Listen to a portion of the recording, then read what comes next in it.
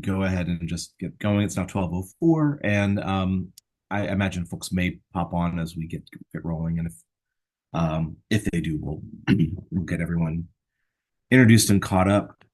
So yeah, Melissa, do you want to begin recording, or have you? Yes, I just did. We should be Oh, I see. Yeah. recording. Thank you. Thank you. Great. Well, this is a public meeting, and so it's being recorded. This is the Youth Development Oregon Strategic Planning Work Group, and this is our first meeting of this work group since back in the late spring. Um, and so we wanted to come back together because we're on the verge of a our annual Youth Development Council and Division retreat that's going to take place next month in mid-November. And so we wanted to touch base and create this opportunity for the staff, council, and guests to just get an update on both the strategic plan and to talk a little bit about the retreat and what we're thinking, what we're planning for that event. So I think we can, there's a slideshow. We can kind of maybe do some quick introductions. Um, and great, I see. So it looks like we've got Tiffany Clapper here as a guest, and then everyone else is either Youth Development Division or, in Sam's case, a Youth Development Council member. So um, if you'd be so kind, Sam, do you mind doing an introduction, and then we'll turn it over to Tiffany, and then we'll go through the staff? Sure. Sam Cole from Oregon Department, not for, from Oregon Department of Education. I will speak for OD at Bank. And then at Oregon Department of Ed, I'm in a unit that has juvenile detention, youth corrections, long-term day in residential, hospitals, and pediatric nursing. So that's why I like to be involved with YDO. And I think I've been with YDO for quite a while, right, Cord and Bill, ever since like Commission on Children's and Families back in the day.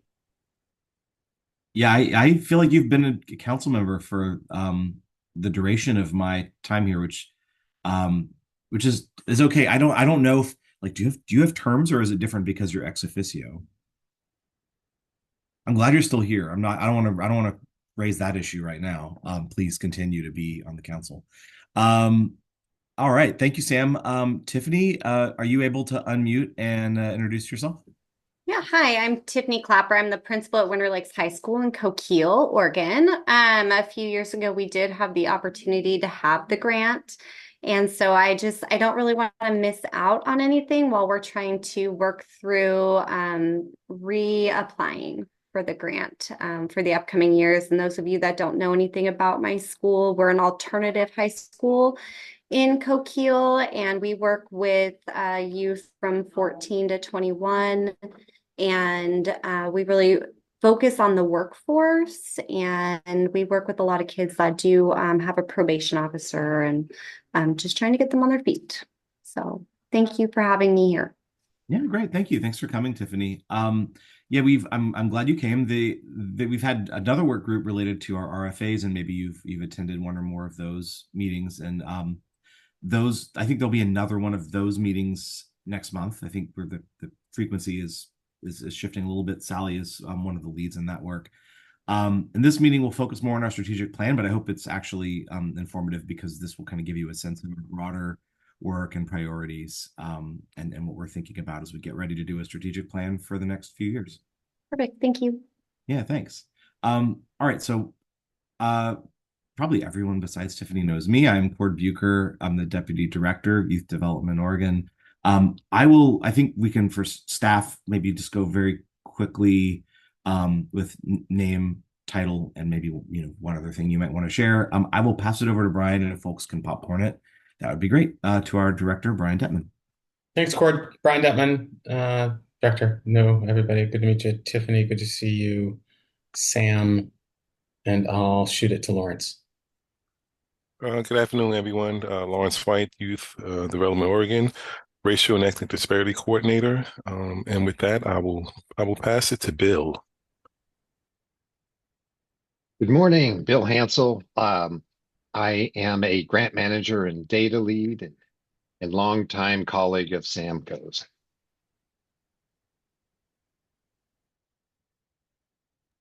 I'll pass it to Melissa. Thanks, Bill. Melissa Gallardo, Executive Support Specialist for YDO. I will pass it to Paul.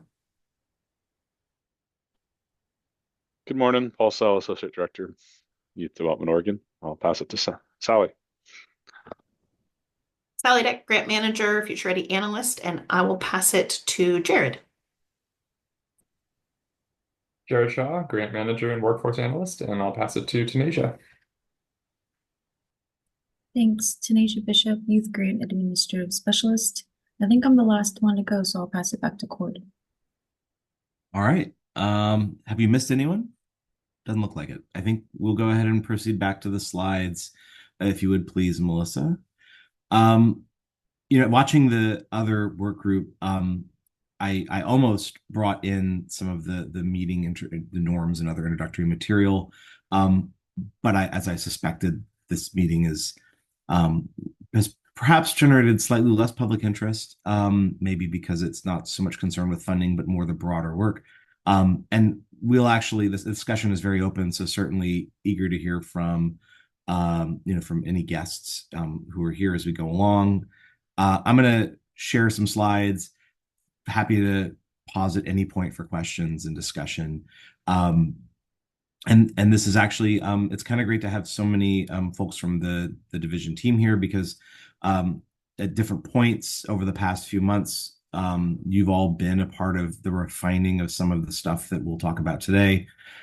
So really great to kind of get your perspective on where this has evolved to from where it may have been when you last saw what we were working on or given input on it. So you can see the agenda here. Two things besides introductions that I want to talk about today. One is to update you all on the strategic plan structure. And this is really, I think, a distinction that I've been making that might be helpful to note now is that the strategic plan is probably two things. There is the plan, which is the contents of the things we are going to do once we adopt this plan and start moving it forward. There's probably also a bigger strategic plan document that's going to have a lot more to it. Like most agencies will include some agency background, this sort of guiding things like mission, vision, equity statement that will have other, sort of elements that sort of build out a bigger package. But when I talk about the strategic plan, I'm generally going to be talking about just the structure, these things that are the work that we would do to carry this plan out. And so we've made some progress on that. Excited to share that. We also want to talk a little bit about the upcoming planning retreat. We've identified, some broad goals for that. It'll be a 2-day event similar to what we did last November. But this time we'll be bringing in, I think, a fairly well-developed strategic plan structure or strategic plan elements that we'll be wrestling with in that setting. And we'll talk about the kind of conversations we hope to have there. If we can go to the next slide, I will kind of give you the latest in terms of what the draft strategic plan structure looks like. Some of it is pretty similar to what folks have seen, but it's evolved a bit. And so I'll walk you through this and be sharing examples of different parts of this plan. And of course, at any point in this, if you have comments or questions, probably easy if you raise your hand. You can also just start talking, but if I can see someone's got a question, then I can pause and bring you in. So the plan is still going to be, start with these same framing elements we've talked about before. Our mission and vision at this point, we're continuing maintaining from the current mission and vision that were established in our last plan back in 2021. We also are going to be, continuing to use the equity lens that was developed by the Youth Development Council Equity Committee to help guide this work. And at the highest level of the plan, we still have these 3 imperatives, but what they are has kind of evolved. Now we're kind of looking at them more as either guiding questions or perhaps statements. We want to have some discussion about that today, that are really about the overarching impact that we hope that Youth Development Oregon would have. Those three imperatives, I don't think now are categories. So the next level, the 10 strategies or bodies of work that move the imperatives forward, they might be connected to more than one imperative. This is something that folks from the staff and council and others have pointed out, that the three imperatives that we identified, some of the work we do could really reflect more than one of those. And so we really are wanting them to be more of a guide star for this work, and not necessarily just a category where something is equity or it is prevention and intervention and so on. And as we get into the nuts and bolts, you'll see what I mean. The 10 strategies are really the bodies of work that will move the imperatives forward. And then each of those strategies is made up of projects. In a past version of this, talked about actions. Our last strategic plan had a bunch of actions. But what I realized is that when you look at some of these things, a project is probably going to be more than just one thing that happens one day and then we're done. And I think that projects is probably a more accurate thing to use to describe these, because there will probably be work that will require some consistent effort and direction from staff and work with partners. And so the strategies will consist of these projects. And then each of those projects then is associated with something else that we talked about in the earlier version of this structure, which was the mode or the level of impact. So every project that we have in our plan, we should be able to figure out who it's most going to impact. Is it something that is going to impact youth and their families directly? Is it impacting our grantees, organizations? Is it working on a community-wide level, or is it happening on a system level? And part of identifying that mode is that it should help us to identify how we measure the impact and how we know that we are successful with these. The strategies and the projects are meant to have time-based, measurable outcomes and outputs. But we also want to think about qualitative measures. Back in the last work group meetings, one of our partners put forward this recommendation that how her organization was looking at success in their strategic plan was, how will this feel? How will it be experienced by the people we serve? And I thought that was really powerful. And I think that that qualitative measure is something that we want to pay attention to. So a quantitative way of knowing that we've been successful is important, but also thinking about how is an organization or a young person going to know something has changed if we've successfully achieved the work that we're setting out to do. And so I'll pause there. Any thoughts or questions on this so far?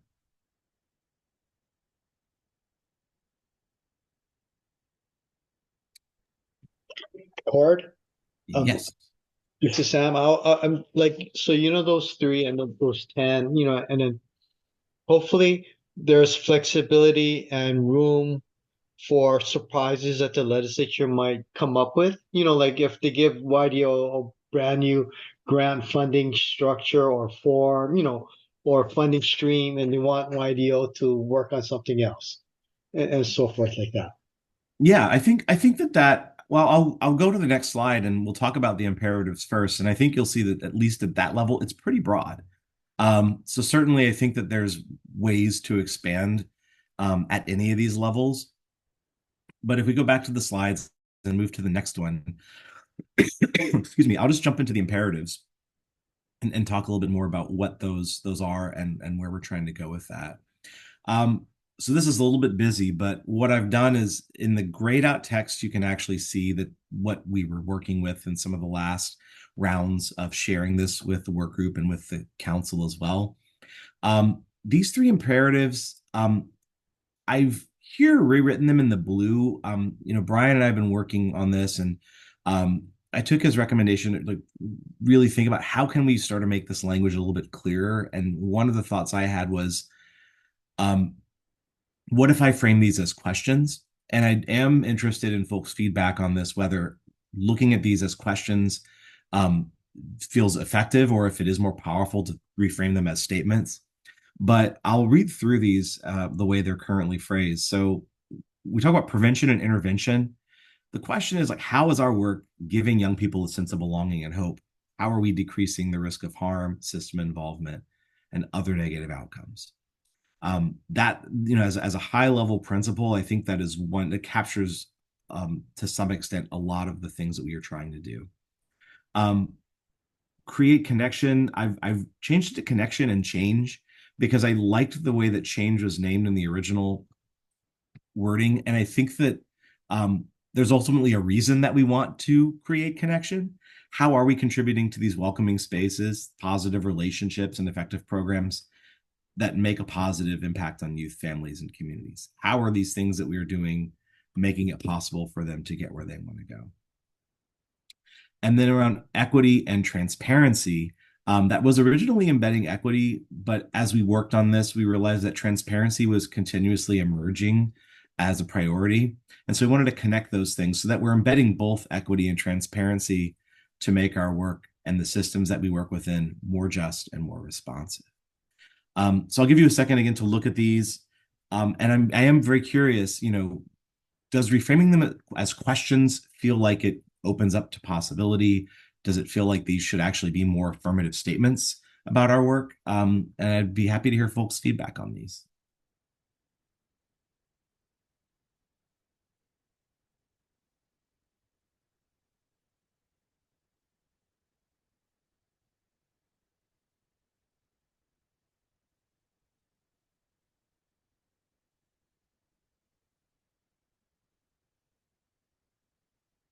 Paul, am I allowed to take that as total assent and agreement? As you were joking earlier, when if there's no comment, then that means you've done it right.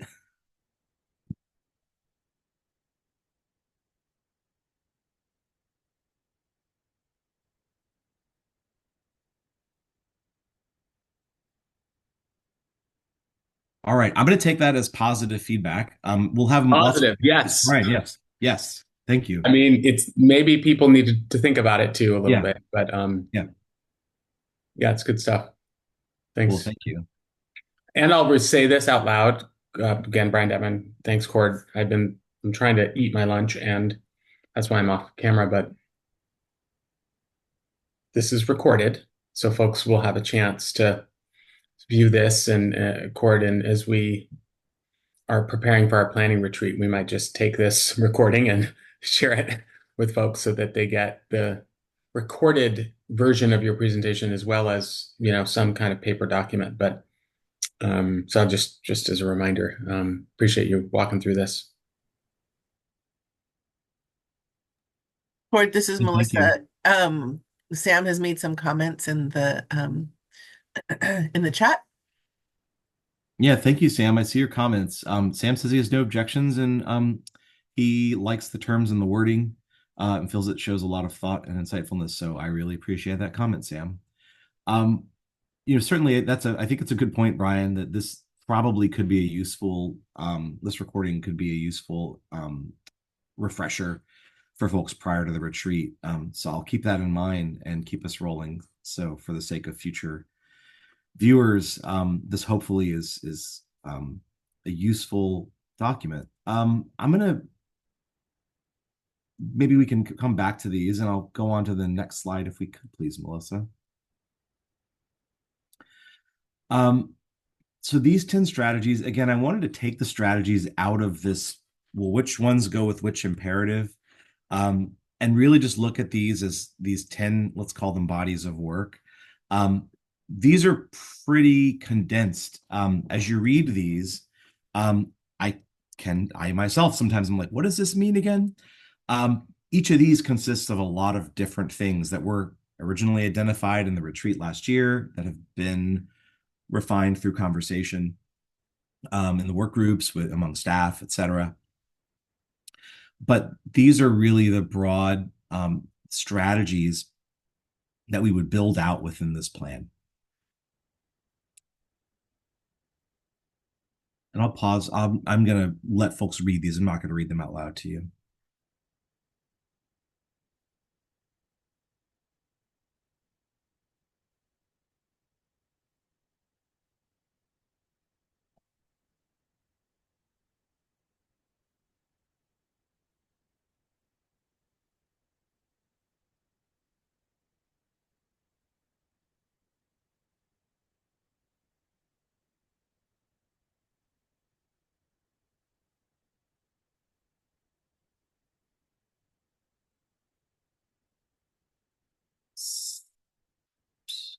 see. Oh, Sally, I saw your hand go up, and now I see your thumb. I was just trying to give it a thumbs up to say I finished reading and it looks great. Got it. Thank you. Sam, thanks for the question in the chat. So Sam asked, across agencies, there in the first strategy, do you mean state agencies, counties, et cetera? In that one, it's really focused on our work with other state agencies. So some of the projects there would be things like our work with ADPC and the System of Care Advisory Council. There might be work with ODE or HEC. So it is generally focused on how we're working, or OIA, how we're working with the other state agencies, who we might be partnering with around how we all look individually at prevention or early intervention work for youth, and how are we doing a better job of aligning and coordinating. Excuse me. So yeah, I think the focus of that one would be state agencies. But I don't know that that's necessarily restrictive either. And there are other places here where I think, oh, thank you, ODHS. There's other strategies where I think collaboration with other agencies or with local government or tribal nations would probably be a factor as well. So that's not the only place either where that could happen.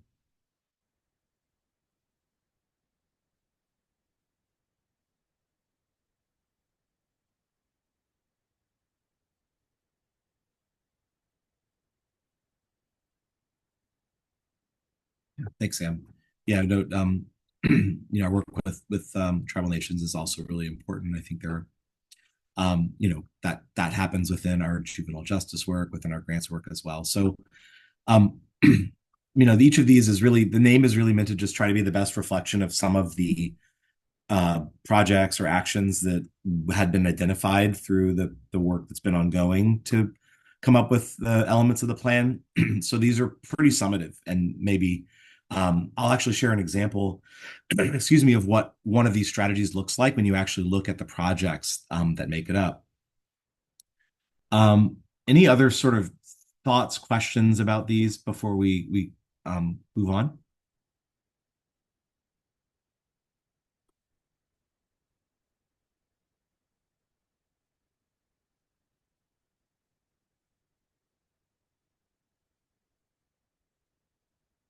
All right, well, I think we can go on to the next slide, and I'm wondering if maybe when we get to the question part, we could also jump back to one of these if folks want to go back to something. But I wanted to give an example of what, as we start to talk about what a plan is going to look like and what this, document might entail. This is just one of the strategies. The numbering right now is kind of arbitrary, so don't worry too much about that. But I picked engage and share power with youth as one that I wanted to unpack what the projects here would be.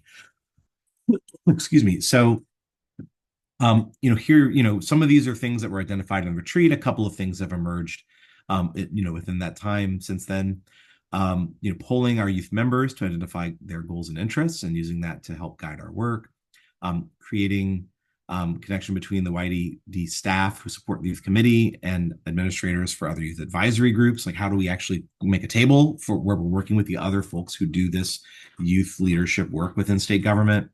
Establishing informal youth conversation series. So having, opportunities for young people to come together that are not necessarily public meetings, but where their voices, can be shared, and we can find ways to get input from young people on our work.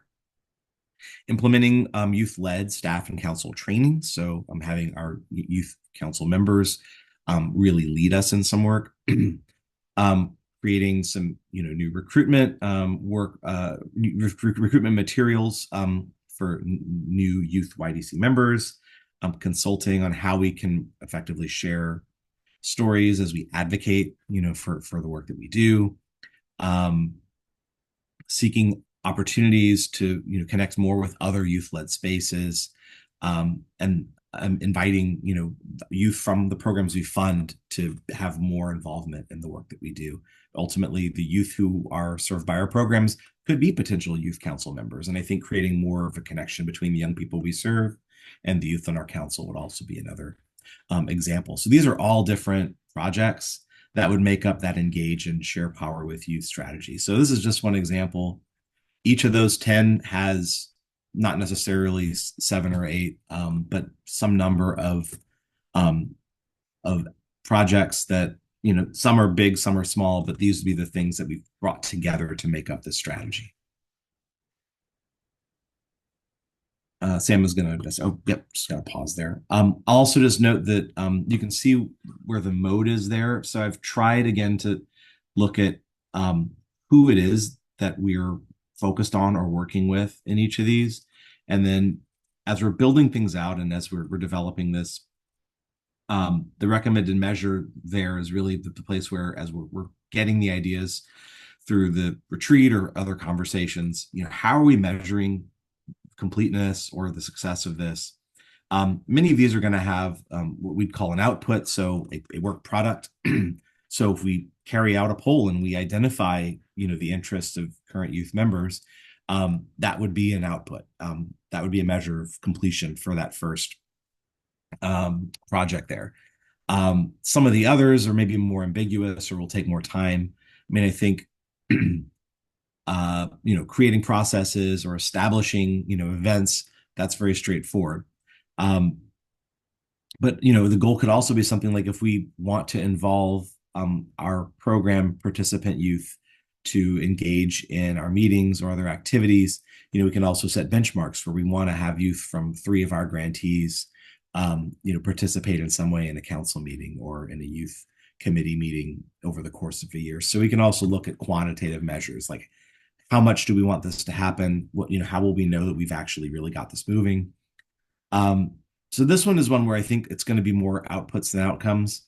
But more broadly, we could look at things like in the previous plan, we had a goal for how many youth council members or what percentage of our council would be youth members. And this would be a place where for this particular strategy, the engage and share power with youth measure could be that we achieve a certain percentage of our council are youth members by 2028.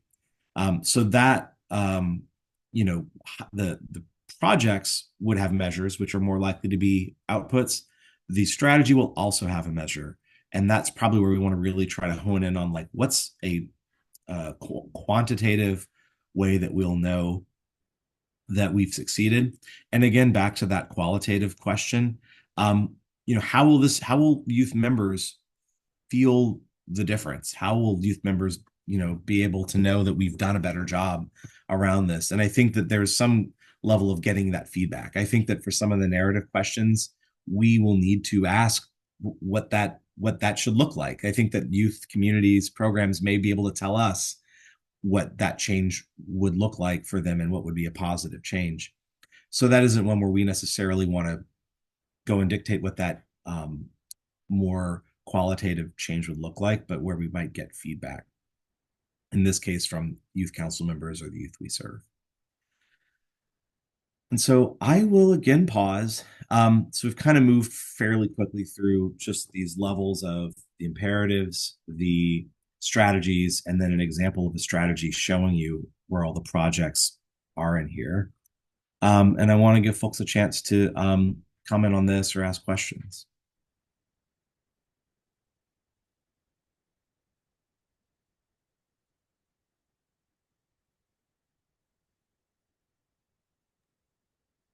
This is Melissa. I can take down the slides to encourage discussion, or I can also pop back to any slide if anyone has any particular question they want to look at.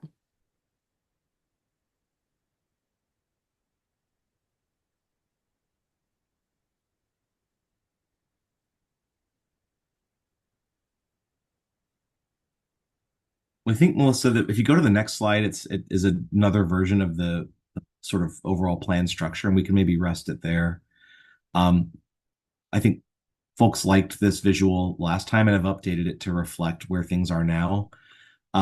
This is just another way of seeing the structure of this plan, and I just wanted to kind of drop that in there. So, this is maybe a more visually friendly way of seeing it.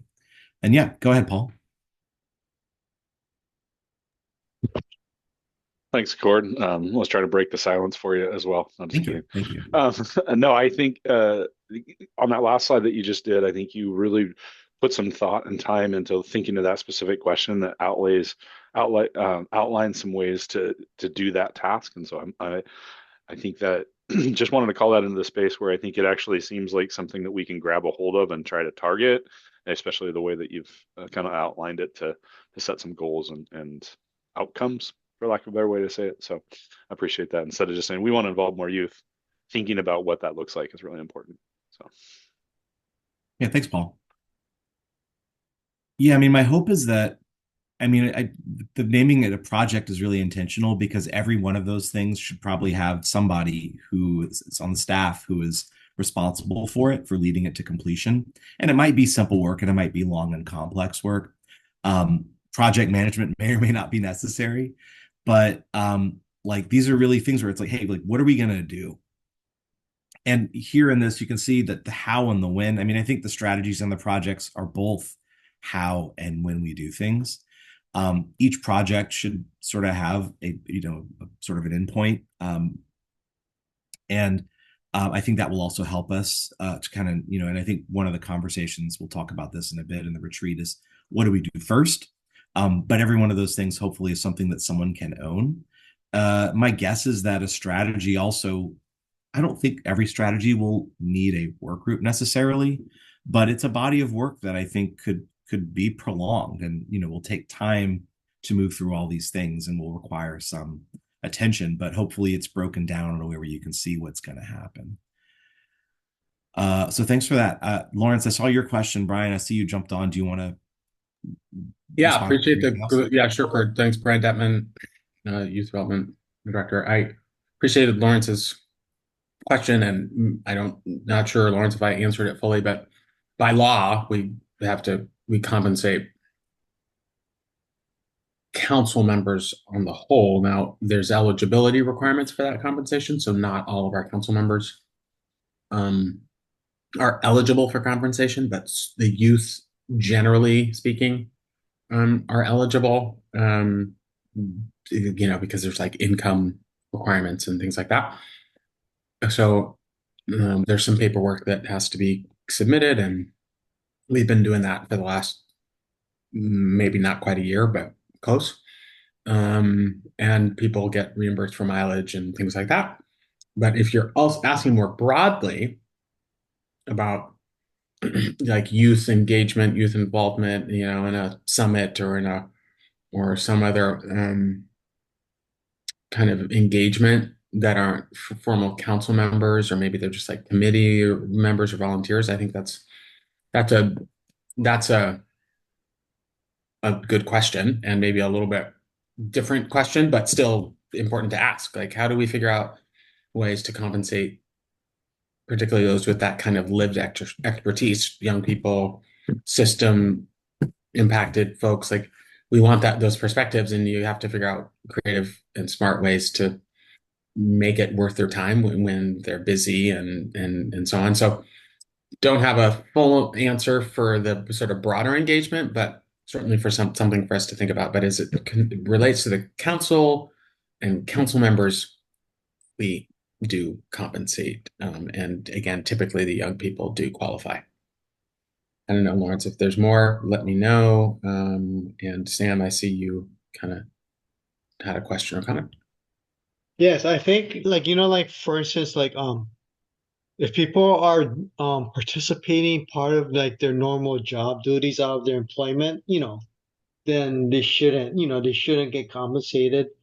But then and I'm just talking about the youth, adults, like most of us were participating in our professional capacity, so we shouldn't get compensated and so forth. But I appreciate Lawrence's suggestion, to get more involvement from youth, and perhaps like volunteer credit or something like they can put on the resume, things like that. Yeah, I'll do. Certificates. Yeah, thanks, Sam. There's specific legislation from the last full session, if I'm not mistaken, Court, help me out here, or Melissa, that says council, boards, commission members should be compensated based on certain criteria. So even if you are somehow engaged in work, you may still, that is youth related, you may still qualify. So the eligibility, as I understand it, I'm not going to pretend to be an expert, and I know this is a bit of a rabbit trail, so I'll stop here in a sec. You may, based on your income, be eligible. So that, that's it, in order to drive that engagement, that's what the legislation is attempting to do. And now, if you work for the state, then things might get a little more complicated in terms of your eligibility, or maybe work for another public entity. So I'll stop there. We'll dig into it. Appreciate the comments and questions. Yeah, and I think one thing I think this is a good illustration of is that, if we're just talking about the project of how do we get more of our program grantee youth participants to connect with what we're doing. I mean, that's a whole journey. We might say, okay, well, here's some solutions for, maybe grantees can do things to incentivize participation. Maybe over the course of that, we identify, we need to make bigger systemic changes to how we do things in order to make this happen. And that's ultimately the result of the project. So I think that some of these, I think that's actually great because that's an example of where as we start down these roads, it's like, oh, well, that's going to be complicated. And I think, and a fun problem to solve, hopefully. And each of these, there may be some that as we talk in the retreat, which I think we can probably transition to soon, folks will identify this stuff, and some of it either will say, this maybe doesn't feel relevant, or this feels very important, but very difficult. And I think identifying some of that stuff is great, but ultimately this is the work. It's how do we do that? So I'm glad you kind of brought that question up, because I think that's an important one that should be hanging over that particular piece is we want more youth to be involved. How do we make sure that we're doing that in a way that honors their time, that, compensates them appropriately? That could be a pretty complex piece. Any other thoughts or comments, questions just on the plan structure, what you've seen here today?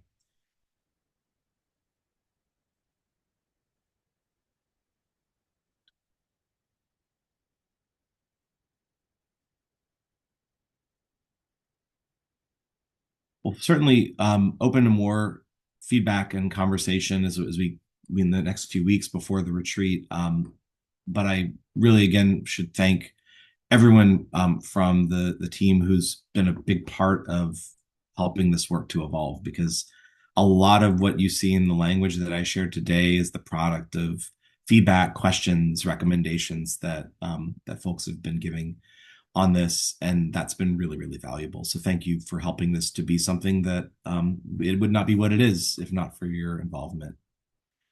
I believe the next slide will take us to the next agenda topic, which is, there you go. The conversation we've been having. Any other responses, comments? We have one more moment before we move on to the agenda for the retreat.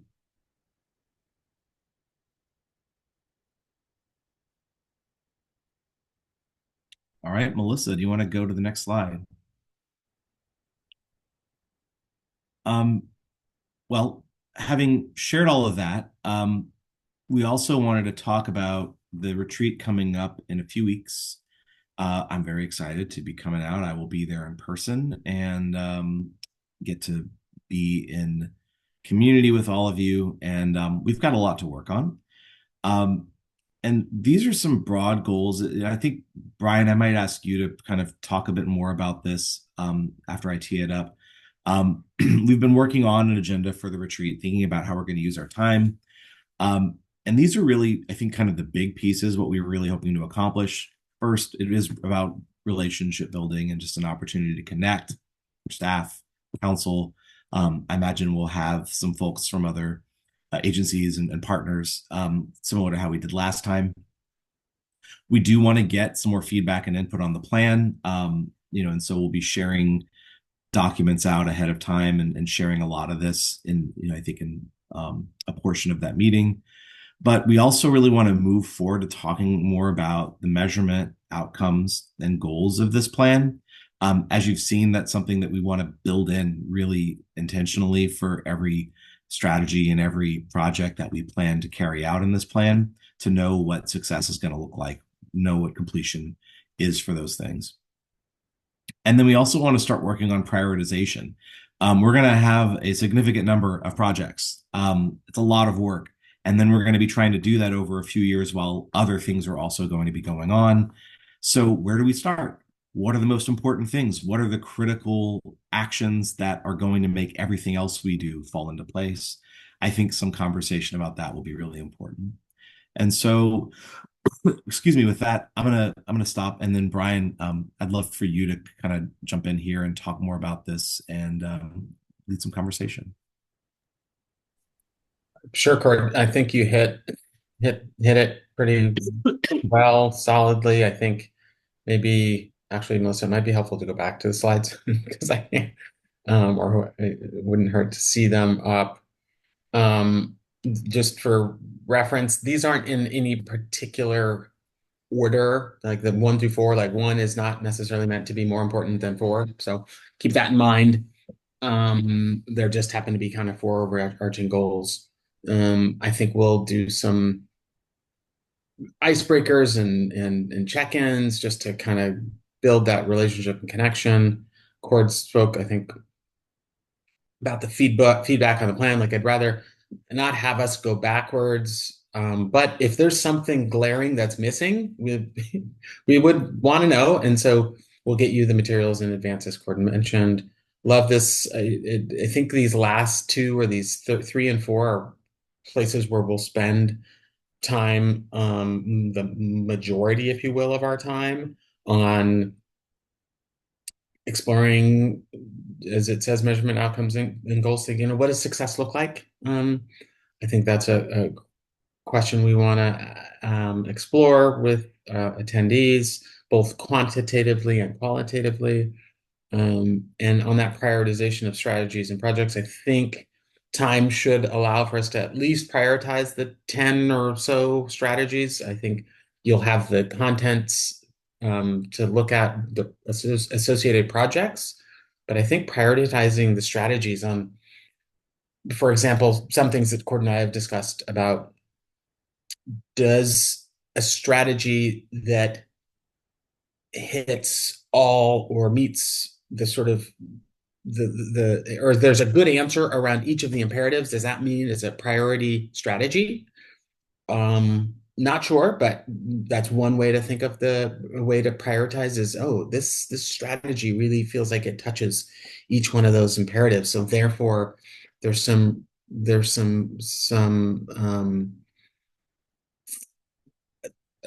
potential impact that feels maybe more of a priority than another area.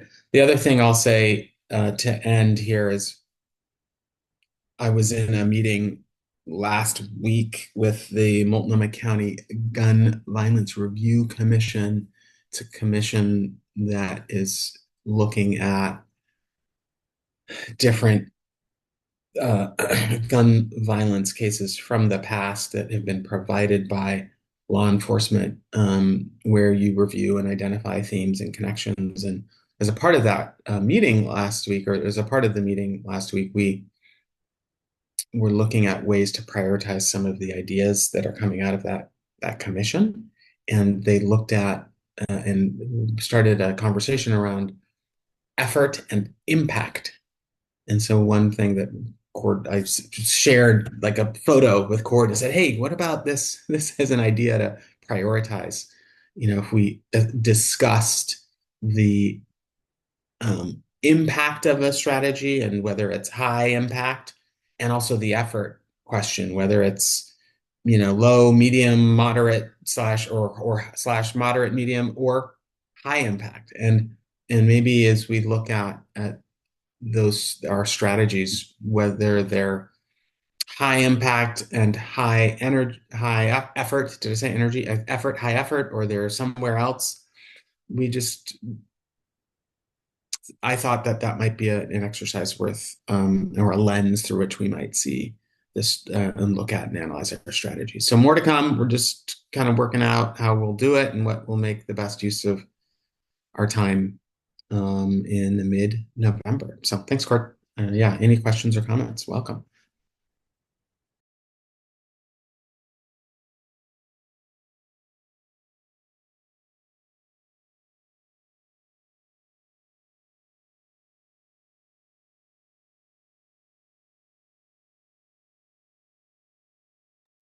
If you have some thoughts on this, welcome you sharing.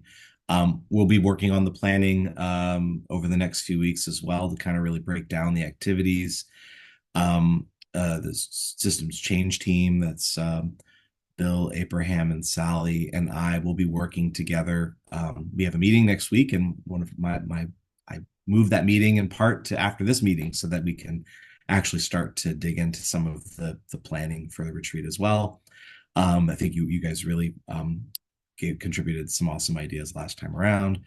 I'll go ahead and ask if we can jump to the next slide, because what I have there is what I think are maybe the things that I hope to see as the outcomes of and our follow-up from the retreat.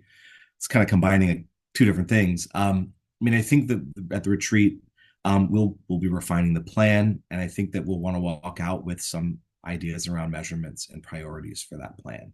That will feel like a success if we've been able to identify and clarify how we are measuring success here and what we want to do first. As Brian mentioned, this first steps list of actions that would launch plan implementation. I mean, there's a few things in the plan that, to be honest, are already underway.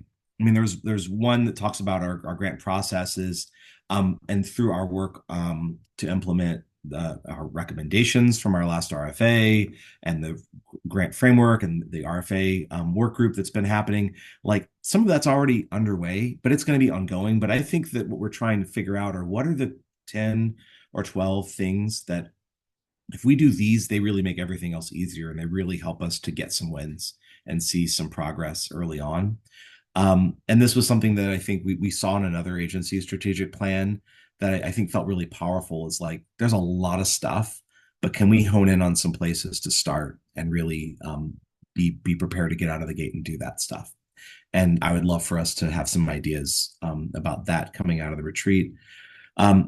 After the retreat, really, we're I think going to have something that we want to put out for broader feedback and input on. And we are right now thinking about some community conversations in the new year, and how, as a part of that, we would provide an opportunity for folks to look at what we've got going on our plan and let us know if we're going in the right direction, give us input on that. And that's really, I think, where we make kind of we'll be doing further development of this stuff to really get it finalized. As mentioned at the beginning, building out the broader strategic plan document, and then bringing this to the council for formal adoption in the new year.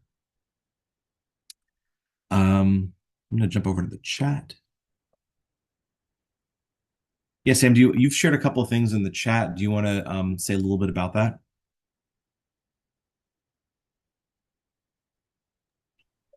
Sure. I just shared, the OIE from DAS's economic forecast, showing the charts of how crime has gone down, from the earlier years. And I'm sure, YDO's, efforts and, grants have impacted, but there's no quantitative way to actually prove the correlation or causation, but like, this is good information, from how crime has been going down, over the years. Yeah. So, this is not my data, I gave the link where you can click, the data and so forth. Yeah. This was just released on, I think, October 15th and so forth like that. Yeah. Yeah, thanks, Sam. That's pretty interesting. Yeah, I think it's just maybe something, I can't recall if this is part of the data and reporting strategy, but I think that, I mean, this conversation about like what are the bigger data indicators and how clearly can we connect them to what we do. I mean, we do talk a lot about high school non-completion. To the extent we impact that number is hard to say, but I think the goal of our re-engagement efforts is ultimately to reduce the number of youth who don't complete within 5 years or don't get a diploma or a GED. And I know, we've got our data from the juvenile crime prevention evaluation that happens, I believe, annually, that NPC Research does, where we can see for the youth that we serve, what the rates of uh, youth offenses and recidivism are, and how we ideally prevent that through that work. So, yeah, I mean, I think that bigger data is an interesting thing to figure out how to pay attention to as we're thinking about our goals as well. Any other sort of thoughts or comments, feedback, questions?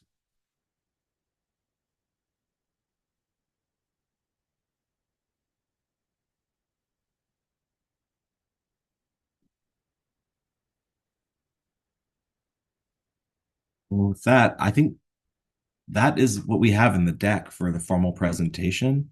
But I do want to, maybe we'll just take the slides down, and then really just kind of interested in any thoughts folks have about strategic plan, what you've seen today, your own sort of thoughts on goals or things that you hope to see us achieve through this process.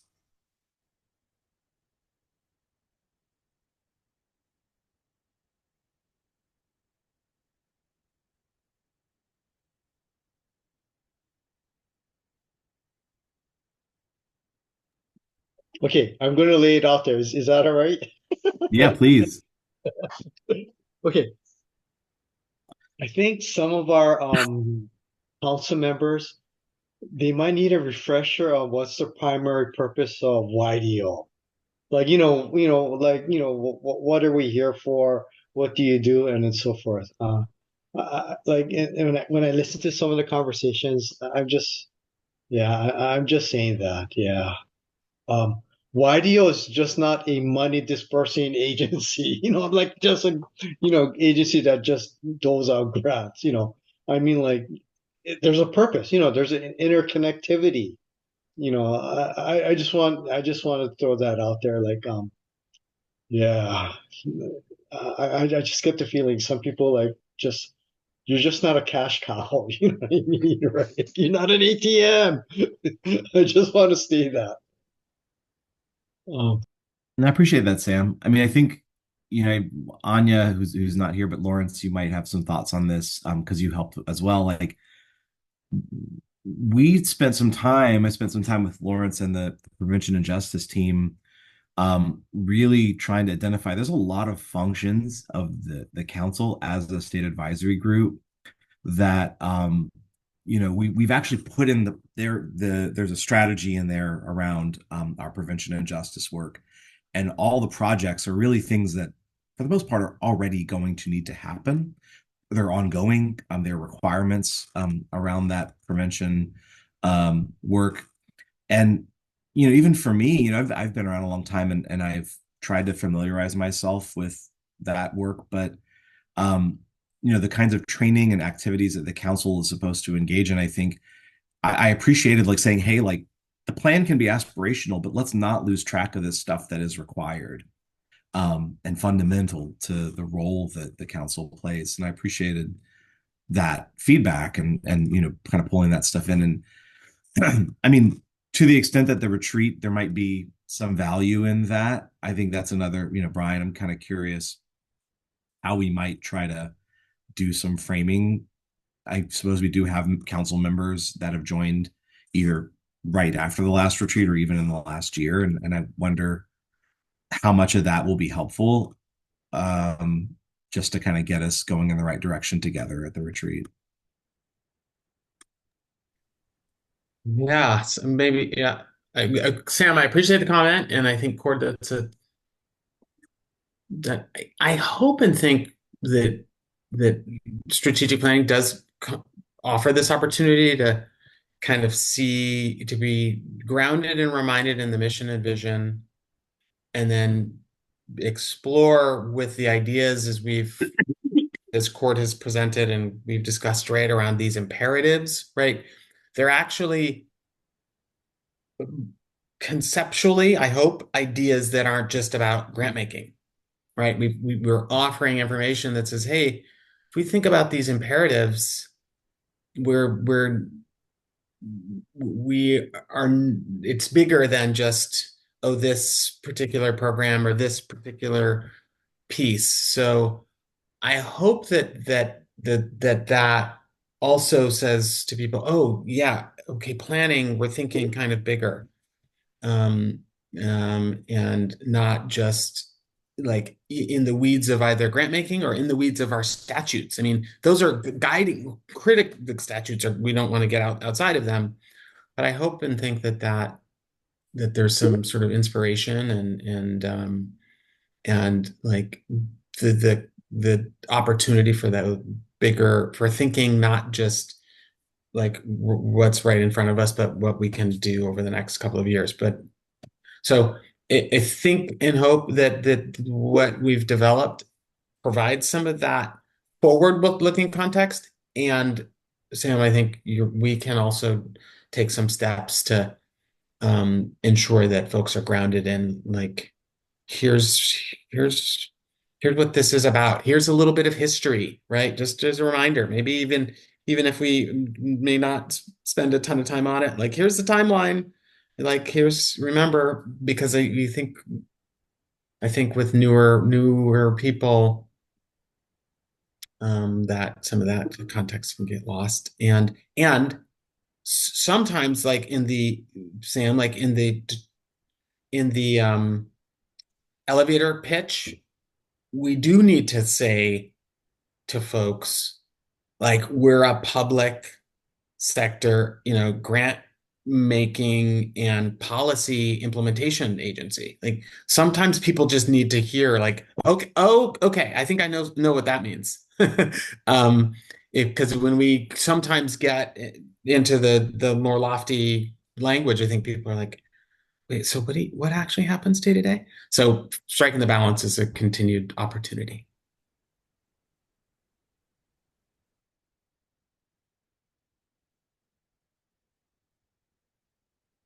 Something that I'll maybe put out as an idea for the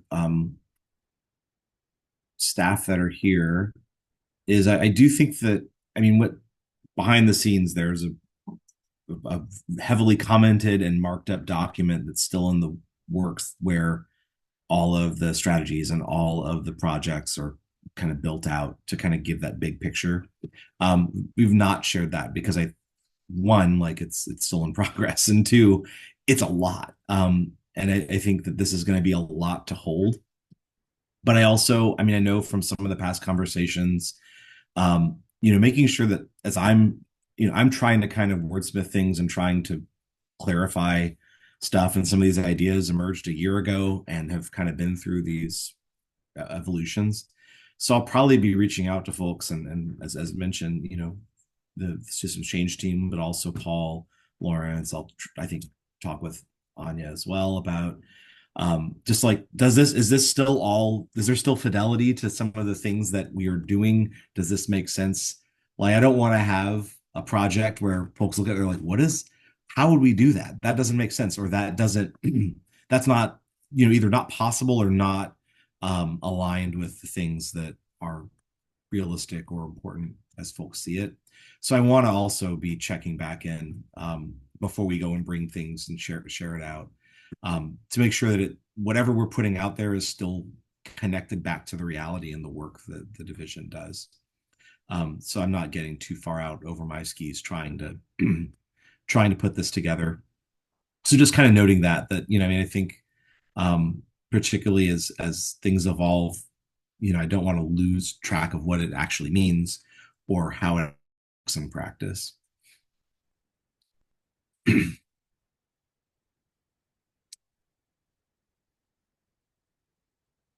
Well, I think Sam has to go, and with that, I believe we've kind of covered everything and can probably call the end of the official meeting here.